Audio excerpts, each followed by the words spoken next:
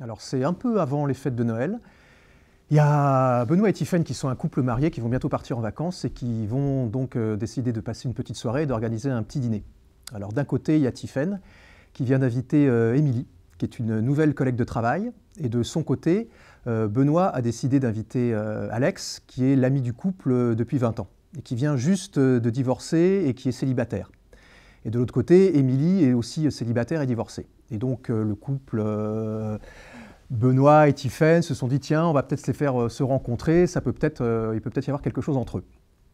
Mais à un moment donné, juste avant que Émilie n'arrive, tous trois décident de pimenter la situation et d'échanger les rôles entre Alex et Benoît. C'est-à-dire qu'Alex deviendra Benoît le mari, et Benoît le mari deviendra Alex le copain célibataire.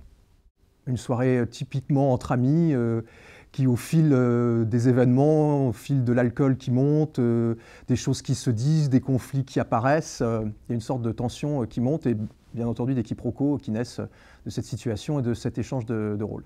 C'est une comédie. Il y a un changement de rôle, c'est une tradition qui existe vraiment depuis les premières pièces, depuis l'Antiquité, depuis les dieux qui descendent sur Terre pour se faire passer pour des hommes.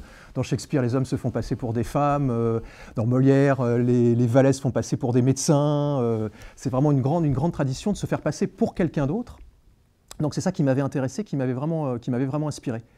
Là, la petite différence, c'est que dans toutes ces pièces, le quiproquo se fait entre la personne qui change d'identité et celle qui n'est pas au courant. Alors que là, finalement, le quiproquo se fait entre des gens qui se connaissent. C'est-à-dire que ça leur permet, en jouant le rôle de l'autre, de dire des choses qu'ils n'ont pas pu dire avant et finalement de régler des comptes et de reparler de 20 ans d'amitié en se mettant à la place de l'autre. C'est un peu ce qui change dans cette comédie par rapport à ce qu'on voit traditionnellement dans ce genre de dispositif. Et donc pour cette pièce, j'ai eu la chance de travailler avec des comédiens que je connais tous, dont même justement certains sont de très vieux amis, ce qui permet d'avoir des fois dans le travail des réminiscences de la vie. Et donc il y a avec Sandrine Orcier, Elsa Pasquier, Philippe Hérisson et Renaud Danner. C'est toujours quand on cherche à écrire une pièce, finalement on s'assoit un peu dans un endroit, puis on prend un papier, un crayon, puis on note un peu des idées un peu qui arrivent comme ça en vrac. Et je dois reconnaître que c'est en lisant un grand classique justement du changement de rôle qui était le jeu de l'amour et du hasard de Marivaux. J'avais envie vraiment de personnages qui échangeaient leur place et leur rôle et qui se faisaient passer pour quelqu'un d'autre auprès d'une personne tierce. Puis après, ce qui m'intéressait, ce sont les rapports d'amitié.